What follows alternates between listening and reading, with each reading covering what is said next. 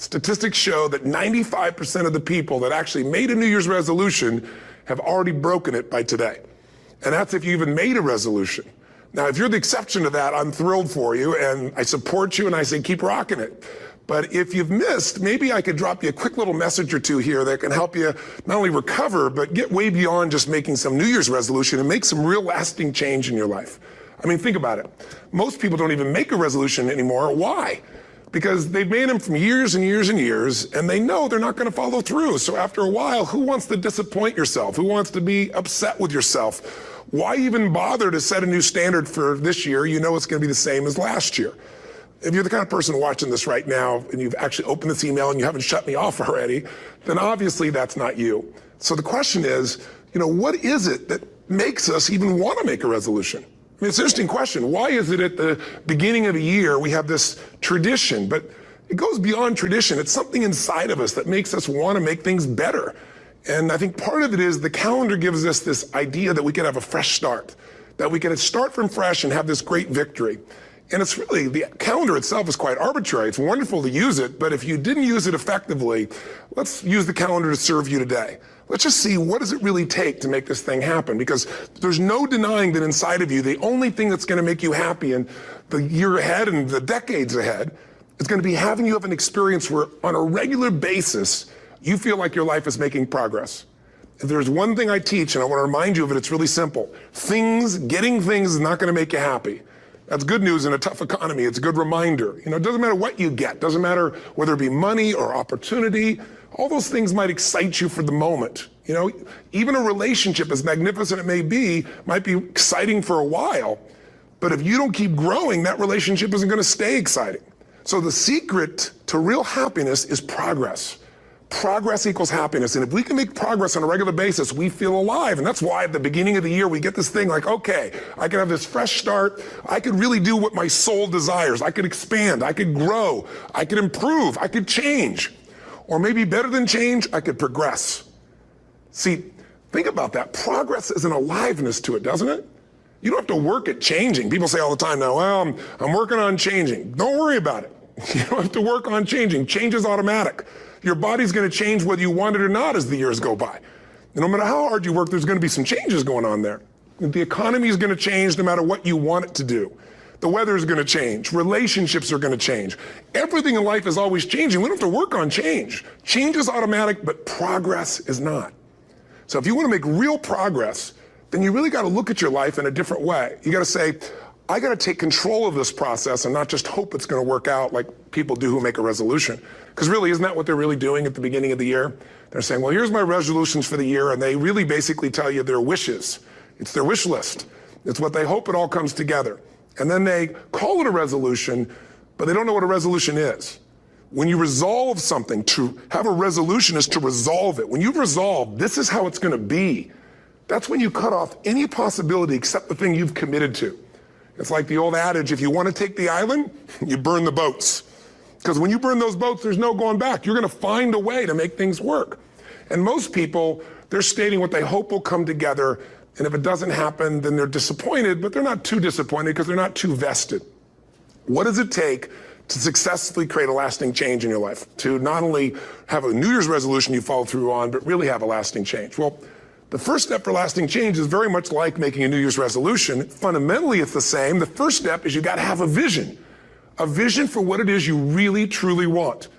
Not what you think you want or what you should have. I mean, what are most people's New Year's resolutions? I'm going to stop eating sugar. I'm going to stop smoking. I'm going to lose 10 pounds. The problem with that is it's not very inspiring for most people. It's not telling you what you're going to get. It's only what you're not going to do. And it's kind of hard to have you move forward with that. A vision is about what you're here to create.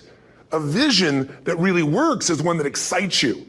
If you say, well, my resolution, my goal, my outcome for this month, this week, this year is to lose X number of pounds, that's okay, but it's not very compelling. It has to be a compelling vision. It's got to have something that has the power to pull you, not something you have to push yourself to do. Those are two different kinds of motivation. Push requires willpower, and willpower never lasts. What will last is pull. Having something so exciting, so attractive, something you desire so much that you have a hard time going to sleep at night and you get so up early in the morning to rock it and take it to the next level. That's what you're looking to create. And that isn't easy to get. But one of the reasons we do seminars and events and we say, why do that? Why not just read a book or something? Is because when you get in an environment where you're with people that are being put in a peak state, like when you're going to a sporting event, if you watch a sporting event at home, it might have a certain level of excitement. But when you're in a stadium with 50,000 people, suddenly it has a whole different level of intensity. And we feel that. And the bottom line of our follow-through comes down to our emotional intensity. In a different state of mind, you're going to come up with a much better and a more exciting vision than if you're sitting on the couch going, okay, what are my new resolutions for this year? And you're doing it the morning after the new year has started and you're a little inebriated and the football game's on in the background. Probably not going to have the power of focus there. Probably not going to have the power of the energy to create something that's going to pull you for this year. And you got to do that. So it's got to be a vision that's compelling. Something that it's going to be a gift to make sure that it happens. And also, along with that compelling vision, you got to have strong enough reasons that you're going to follow through when the going gets tough. That's one of the biggest things missing for most people. They say, this is what I want to do. It's not very exciting. It's not very compelling. But most importantly, they don't have strong enough reasons to push themselves through what's going to be necessary to get that dream, to get that goal when the inevitable challenges come up. When you're starving, hungry, and you're trying to go on a diet, right? When you got no time and you're stressed out and you haven't worked out still, and that's what you're supposed to do. When the economy gets tight and what you thought you're going to do doesn't work, and so you give up on the goal instead of finding another way to get there. You don't let the fear take you over if you've got strong enough reasons. Those reasons can be positive, or those reasons can also be negative. They can be, if I don't do this, this is what's going to cost me. And if I do this, this is what I'm going to gain in my life. Reasons come first, answers come second. If you get a compelling vision and you got strong enough reasons that will push you through the tough times, you're going to do things other people don't do. Instead of collapsing, even if you get off target, you won't go, oh, I blew it. You'll get right back on target, make the change, make things happen. And I know you've done this in many areas of your life. Just think about it again. I'm not teaching you something really new here today. I just want to remind you of what your soul knows. You got to change, you got to improve, and you got to go through a simple process fundamentally to make that progress. First step, vision that's compelling. Second step, make sure that there's strong enough reasons to follow through. Third step, you got to review it and feel it every day. I mean, anything. Have you ever had this happen in your life? Has there been anything in your life that you've ever wanted so badly? You were so desirous of it. You had such a hunger for it that you couldn't stop thinking about it. Could have been a career move, could have been when you were a kid, a car, it could have been a relationship, it could have been anything, but you were obsessed. You wanted to make this happen. You wanted to attract this to your life. You just wanted something. And you didn't even know how to get it. But it was so compelling to you. You kept thinking about it every day, envisioning it, imagining it, feeling it. And then stuff happened. And suddenly you started to attract people or situations to your life, and it just came together. Like, you didn't even have a total plan. It was just that it was so a part of your focus with so much intensity and emotion so often that it sensitized you to notice anything that could get you there. There's a part of your brain called the reticular activating system. For short, we call it the RAS. That part of your brain determines what you notice in the world. And it's really important because when you set a goal, when you get really clear on a vision, and there's strong enough reasons, and you review it enough, and it becomes a part of you, that part of your brain says, anything that relates to this, I need to notice. It's like, did you ever buy a certain kind of car or maybe a certain outfit, and suddenly you see that car everywhere, or those outfits everywhere? Well, the cars were always around, but why do you see it now? Because your RAS knows this is important. This is part of my world now. Similarly, when you really get clear and it's compelling and you're reviewing it every day, you've got strong reasons and you're reviewing it every day and you're feeling it, the brain becomes incredibly acute at noticing anything to get you to move forward. And so that's the power of this. So, what do people do with a New Year's resolution? They come up with something they kind of want. It's not a compelling vision. They don't really have strong enough reasons, and they never review it again until they notice that they broke what they said they really want to make happen, because they didn't really resolve. If you resolve, you got the vision, it's compelling, you review it daily, and you feel it, you envision it, and you experience it. Simple as it sounds. Now, ultimately, what is this really about? Ultimately, if you're going to have lasting change in anything, you're really talking about just raising your standards. I mean, I always tell people, if you want to know how to change your life, I give it to you in 3 words, boring as it sounds: raise your standards. And what does that mean? Corny as it sounds. Raise your standards. Oh, thank you for the breakthrough thought, Tony. I'm glad I wasted my time watching this little email with you. But think about it. Lasting change is different than a goal. You don't always get your goals, but you always get your standards. maybe it would help you is to think about it this way. I try to explain standards to people with a different set of words. Think of it as everybody in life gets their musts. They don't get their shoulds. Like, think about it. Most people have a list of shoulds, don't they? Don't you have a list of the shoulds, things you should do, you should follow through on? I should lose some weight, I should work out more, I should make more calls, I should respond more rapidly to my email, whatever, you know? I should get into the office earlier, I should be, more confident, whatever your should list is. People love to have their should list be met, but it's kind of like New Year's resolutions. If it does, it's really exciting, but if it doesn't, which is most of the time, it's a little disappointing, but you kind of know it's not gonna happen. But when you decide something is a must for you, an absolute must, when you cut off any possible, you say, I'm gonna find the way or I'm gonna make the way. Human beings, when they resolve things, when they make a real resolution inside themselves, which is they raise the standard and they make it a must, they find the way. Think about it in your own life. Haven't you had some area of your life where you raised your standard and your life has never been the same? Maybe at one time in your life you smoked cigarettes, or you did something and you did it for years and you kept trying to change it and kept telling yourself I should. And then one day something happened. Something just clicked you over. Something took you over that kind of tipping point. And inside yourself you said no more. And it was a very, very different experience, wasn't it? Something inside of you shifted and what was a should became a must and you've never gone back. Is there an area like that in your life you can think of? Again, did you ever smoke cigarettes? Did you ever eat a certain way, drink a certain form of alcohol, and then finally say no more, and you just don't go back? And notice this, it doesn't really take any willpower anymore. Because somewhere when we make this click, when we make something a must, we attach ourselves to it. It becomes part of our identity. And one thing I've learned in the last, 33 years of working with people from now over 100 countries, 4 million people, is human beings absolutely follow through on who they believe they are. If you said to me, well, I'm really gonna work hard to stop smoking, but I've been a smoker my whole life and I am a smoker, I know your days are numbered. You're gonna be back smoking cigarettes again because we all act consistent with who we believe we are. I tell people the strongest force in the whole human personality is this need to stay consistent with how we define ourselves. If you define yourself as somebody who is really conservative, you're not gonna be crazy and act nuts unless you're really drunk or something, and then you can say it's the alcohol, when it's really just you finally getting permission to be yourself. The alcohol is your excuse. If you're a really crazy person, you act crazy, outrageous, playful. You don't act conservative because that's not who you are. Very often people say, well, I can't do that. I'm not that kind of person. And I always say to people, really, when did you define yourself? I mean, really, how many years ago did you come up with what you could and couldn't do in your life? How many years ago? Most people, if they really look at how they're living their life today, it's based on a set of standards, a set of beliefs that they made choices about 10, 20, 30 or more years ago. I mean, very often we made decisions in our youth or very young about what to believe, about what we were capable of, about who we are as a person, and that becomes the glass ceiling, if you will, that controls us. There's a corny metaphor, but it's true. I remember one time I was with my family at the circus and there was a person there and they had this big giant elephant, and you look at this elephant and they take this little rope, put it around the elephant's neck, and they drive this stake into the ground.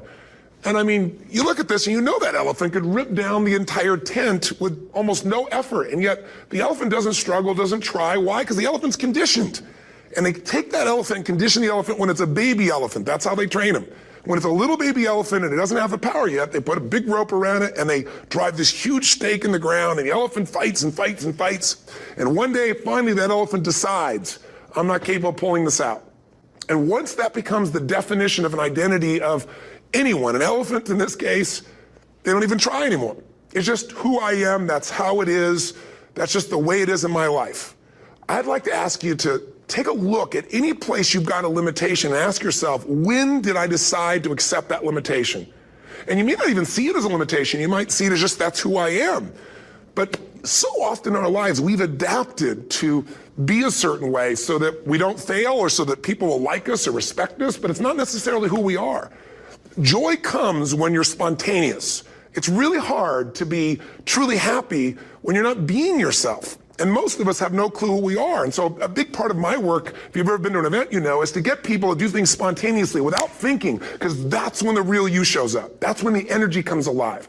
And when you do that, when you start to connect to your true nature, Suddenly there's energy available for you to set a higher standard for what you want in your life. That's what this is really all about.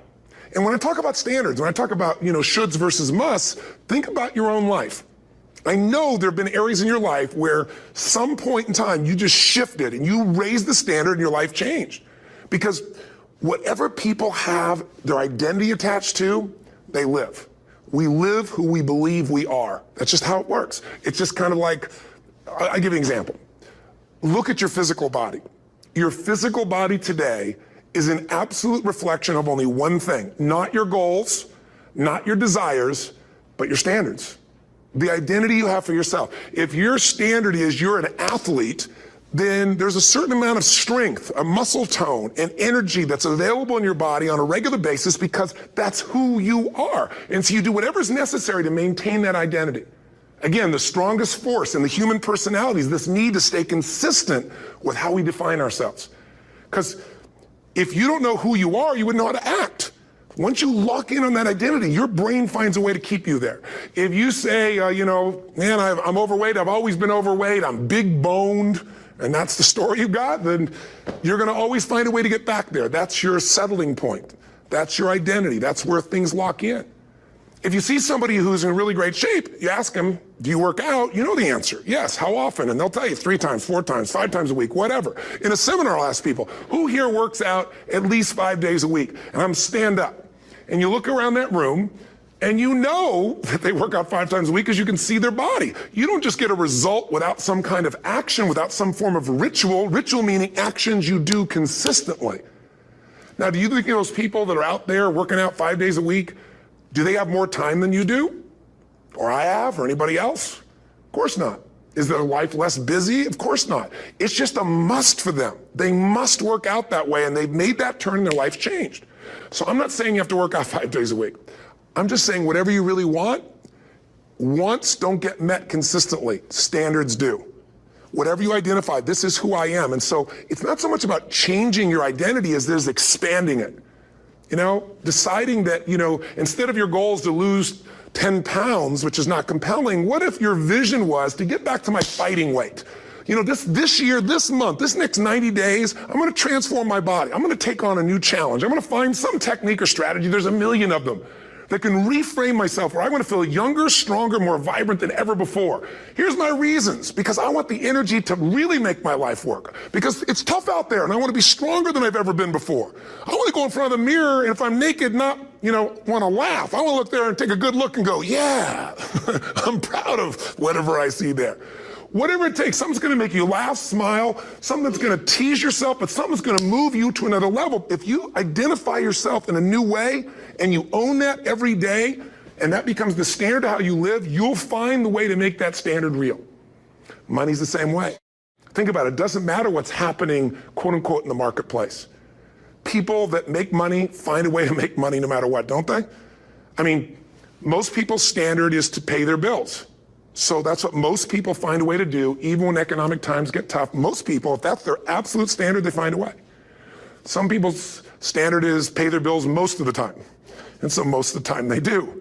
Some people's standard is not just to pay their bills, but to take care of their family and maybe even some of their friends. And they find a way. In fact, some people may be in a family where they don't have enough money. They barely have money to pay their bills. They work their guts out. And then somebody, their mother, their father, somebody else, their sister gets ill, and there's not enough money to take care of it. Nobody else has money in the family. They don't either, but they find a way to get that money to take care of their mother or father, don't they? And pay their bills. They never could do it before. Why? The situation made them raise their own standard. And not everybody does that. Somebody else in the family might have money and still not take care of their mother. It all comes down to the inner game, my friends. Changing your life is a change in the inner game.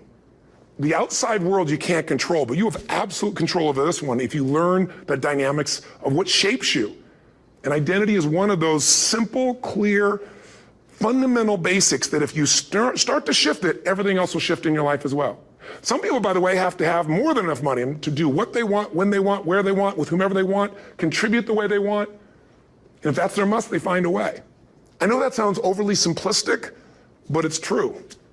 Somebody once said you could take all the money in the world out of the hands of everybody, out of all the wealthy people in the world who are really successful, give it to other people. It wouldn't take too long. Those people would have it back in their hands. It's not because they're manipulative. It's because they have a standard. Some are manipulative, don't get me wrong, but they've got a standard of what they're going to find a way to make happen. I'm just simply saying to you, take those 3 magic words and live them. Raise your standard. And if you really want to do it, then I'll tell you the most important secret. Have you ever done this? Have you ever told yourself you're raising your standard? Okay, I'm going to go make this happen. I'm going to go make this much money. I'm going to transform my kids. I'm going to create the ultimate relationship of my life. I'm going to transform my body, whatever it is. And then you don't have strong enough reasons and you don't use it. You don't follow through. It's because you didn't back up your standards with what makes those standards real, and that's rituals. Rituals are where the power is. Whenever we do our Robbins results coaching, and we say Robbins equals results, the way we get results with people, it's the same way if you listen to my Ultimate Edge program, or back in the old days, Personal Power, or if you went to one of my seminars. You know what I do is I take these huge challenges you got and we break them down into little bite-sized steps. Little things you do each day that after you do them, you get so much momentum that it's easy to succeed. You're not overwhelmed. You have these victory day after day after day on little things. If you went to Ultimate Edge, I'm sure you learned about the hour of power, or the 15 minutes to be able to be fulfilled, or 30 minutes to thrive, where you literally just condition your body and emotion with a couple little rituals. So it doesn't matter what's going on in your world. You feel that strength, and it's not fake. It's not some pump up. It's coming from inside you, and it works. Rituals define us. See, all the results in your life are coming from your rituals. They start with a standard and then have rituals that follow it up. Like, for example, if you are where you want to be physically, you have very different rituals than if you're not where you want to be physically. If you're overweight, you and I both know you got a different ritual than if you're physically fit. Completely different. You get up in the morning, what's the first thing you do if you're fit? Your shoes are there, you roll over. Doesn't matter how you feel, you put on your shoes, you lace them, you start walking, or whatever that ritual is. If you're overweight, you roll over and you have a very different ritual. You might roll over several times to turn the alarm clock off. You go in and get your mocha, smocha, whatever, special coffee. You stop by at Starbucks, or whatever the case may be. You have your nice sugar muffin. It's supposed to be really nice for you. Whatever you do, it's a different ritual. If you have a great, passionate relationship, you have very different rituals in how you come home than if you have a lousy relationship. When you come home and the first thing you do is you're tweeting somebody, or you're emailing, or flipping on the news, or you don't even come home. What are the rituals? Whenever I study people that are successful, what I look for is what's the standard they hold themselves to? And then what are all those little rituals that add up? Because think about it. Success and failure are not giant events. They don't just show up. You don't just suddenly become successful or suddenly have this cataclysmic event that makes you fail. It may look that way, but failure comes from all the little things. It's failure to make the call. It's failure to check the books. It's failure to say, I'm sorry. It's failure to push yourself to do things physically that you don't want to do. And all those little failures day after day come together until one day some cataclysmic event happens and you blame that. That event happened because you missed all the little stuff. Do you agree with me? And success, by the way, is not some overnight event. It's all these little things. Success is having a vision. Success is making it compelling. Success is really seeing it and feeling it every day with strong enough reasons. Success is feeling the sense that I'm here to grow and I'm here to give something to the world more than just myself. Success is caring about other people. Success is calling and saying, I love you in the middle of the day for no damn reason. Or sending a note. That'll change your relationship. Have a ritual of something funny, playful, or a surprise you do. How many relationships are dead today because they have no surprise rituals anymore? You need to have some rituals, some cool things you do that nobody else does that gives you a better life than anybody else has. All the little stuff. That's where success comes from. In business, it comes from delivering more than anybody could imagine. All those little things add up. People go, wow, that's who I want to do business with.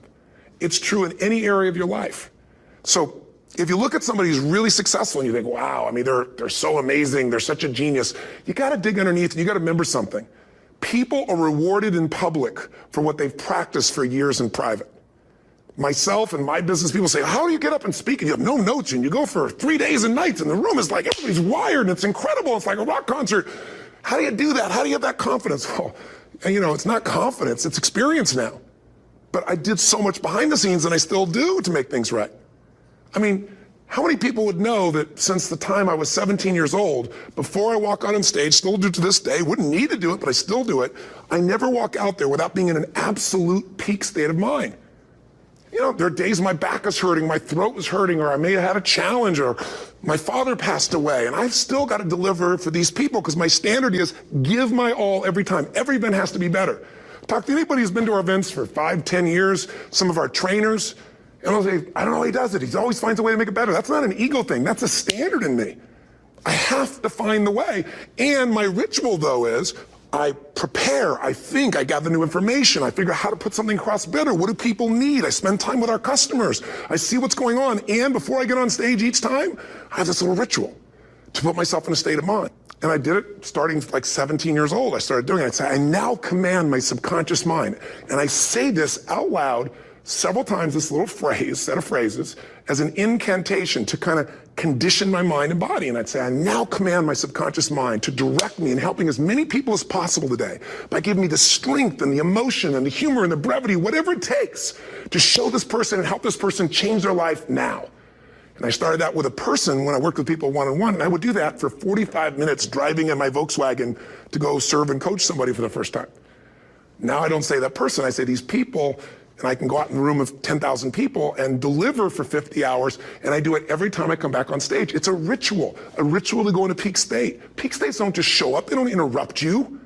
Great ideas don't interrupt you, you gotta pursue them. I talked to Michael Jordan, I'll never forget, at the peak of his career, and got to watch his final game, saw him backstage and spent some time with him, and it was a pretty exciting time. He was the greatest basketball player I think that ever lived and has ever lived. And I asked him, I said, what sets you apart, Michael? What is it? And is it God-given talent, ability, skill? What is it? And he said, Tony, he said, I can shoot you straight. It's not, me trying to act humble. He goes, I have a lot of talent, a lot of God-given talent, a lot of skill. I've worked really hard. But he said, really, it's my standards. He said, every day I demand more from myself than anybody else could humanly expect. I'm not competing with somebody else. I'm competing with what I'm capable of. Magic formula. Because most of us lower our standards. Why? Because who you spend time with, my friends, is who you become. One of the biggest reasons I started going to seminars when I was like 17 is I had nobody around me as a great role model. I could read about somebody, but being around people, being in that environment was very different. Finding a way to go to work with someone who lived that standard of life was very different. You get around people with low standards and you compete with it. You don't need to compete with it. It's like, okay. Remember Jerry Springer? I don't know if he's still in the air, but I remember he used to get people on the show and I thought, where would he find these people? And why would people watch? I'll tell you why they watch. They watch these people and go, my life's still pretty darn good compared to that person. Look at them. You don't have to change your life. All you have to do is find somebody with a lower standard and you'll feel good about yourself. But if you feel that good feeling, it's an illusion. The only thing that's going to make you happy, my friend, and this year or any other, is to step up. It's to raise the standard. It's to discover what you're capable of and feel that incredible power of pushing through whatever's holding you back and get to the other side of more of your true self. That's what this game's all about. And look at the best of the world in anything. Tiger Woods, what's his vision? To win golf tournaments? No, to be the best that ever lived. That's his goal. That's his vision. But here's what's interesting. He backs it up with rituals. If you just have a vision and you don't have the rituals, stop lying to yourself. His rituals are, he started doing things nobody did before. He went and started lifting weights. Golfers lifting weights? No way. He went out and he changed his swing when he was the best in the world because he realized in order to be the best that ever lived, he was gonna have to change his swing. If you know anything about golf, you don't change your swing when you're the best. And he went and retrained himself because he has different rituals than other golfers. Now many people are modeling his rituals to get better. It's amazing. You look at somebody like Michael Phelps, the 2008 swimmer, won 7, only 2 people I think in history, if I remember correctly, that have gotten 7 gold medals in one session. And here's a guy, he's got number 6 under his belt and he's exhausted and he's going in for that final swim. I'm sure you remember. And how does the guy win? By 1/100th of a second. Do you think that was some massive skill that got him over the top? Or was it a standard that says, this is who I am. I am the champion. And no one is taking this from me. And somehow in those final milliseconds, 100th of a second, he pushed himself just beyond his competitor. But you know about Michael Phelps? What allowed him to be able to push beyond that moment is his rituals. Go study the guy. Most people who swim have these unbelievable workouts. He does 2 and 3 of those workout sessions a day. All the other swimmers in the beginning thought he was insane. You're gonna overtrain, you can't do that, it's not physically possible. But he had a standard and the rituals to back it up. So here's my final message to you, because I've gotten carried away. I thought I was gonna send you like a 5-minute message, but as you can see, there's no script here. It's just me going a little crazy with you, but I wanna really see you get what you want this year. Don't let this year be like last. And if last year was great, still don't let it be that way. Raise the standard. If your life is perfect and extraordinary, you darn well know you're not gonna be happy unless you keep making it better. That's what makes us feel alive. It's not what we get that makes us happy, it's who we become and what we're able to give because we become more. That sense of contribution is what creates the deepest meaning. So here's my assignment for you, if you want one. If you want to go from conversation to some action, here's a simple thing to do. What's an area of your life right now that you really want to improve? What's an area that's important to improve? If your body's great, how about your career? If career's great, how about your relationships? Intimate one especially, or your kids, or your relationship with your creator, your spiritual side of your life. Or is it your finances? Figure an area that really matters. Decide on that area. Number one, write down what your life is like in that area right now as specifically as possible.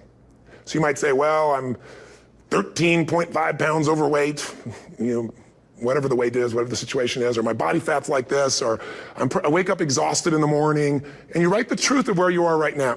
So you're real clear. Or I'm not in a relationship. I say I want a relationship, but I'm not in one, and I don't seem to find them. All the good ones seem to be gone is my belief. And I really do want one, but I don't have it. Whatever your definition. Or I'm in a relationship, and God, I wish I wasn't in a relationship. I'm planning my escape, wherever you are. Or I have a wonderful relationship, we love each other, but there just isn't enough passion. Just write the truth of where you are. The area you want to change, but write how it is. And then the second step is, this is where you gotta be really honest with yourself. What are the rituals that have put me there? Because whatever results you're getting, even if you don't like the results, there's some rituals that are keeping you in that place. There's some rituals of what you eat or don't eat, how you move or don't move, how you sleep or don't sleep. There's some rituals in the lack of variety or spice or energy or focus in an area. There's something you're doing, and it's usually not one thing, it's a bunch of little things that you kind of do consistently whenever you think about getting in a relationship, whenever you think about working out, whenever you think about money. You get yourself in a state of overwhelm. You start thinking about all the things you can't control. Just write down all the rituals you have, and then here's the third step. What do you want? What's your vision? And be really specific. I want to be my fighting weight. I want to be the strongest I've ever felt. I'm going to turn my, whatever it is, be specific.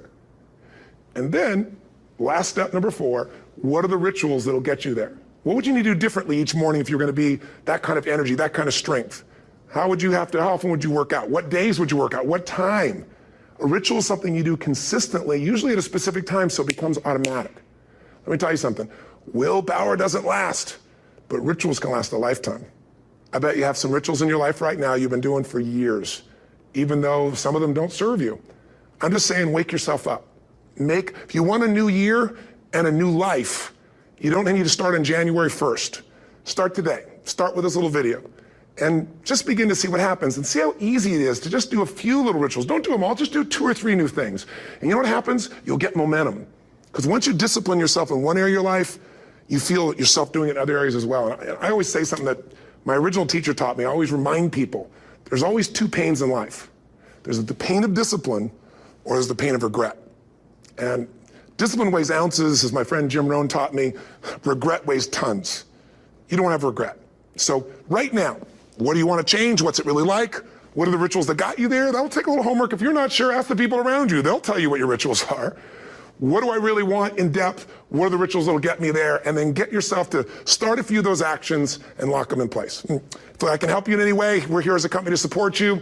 Come have an event with us. Come to Unleash the Power Within or Mastery University, or get a coach. You can get a free coaching session if you call our company and click on something on this. Will probably have something on it, or get a product. Or don't do anything with us, but do something with somebody, starting with you. If you make the changes in yourself, you're going to be proud this year, and no amount of money or accolades from other people can mirror the feeling of being proud of knowing you've taken back control of your life, or you've taken a great life to another level. Because once you do that, you have something you can give other people, whether it be your kids or your friends or your family. And ultimately, that's what life's about. So thanks for listening. I don't know how long I went here, but I hope this has been helpful for you. I just thought it's a new year, and I want people to be able to truly create a new life. And until I see you again, hopefully soon, or gets a chance to meet you, live strong and live with passion. And of course, God bless to you. Happy New Year.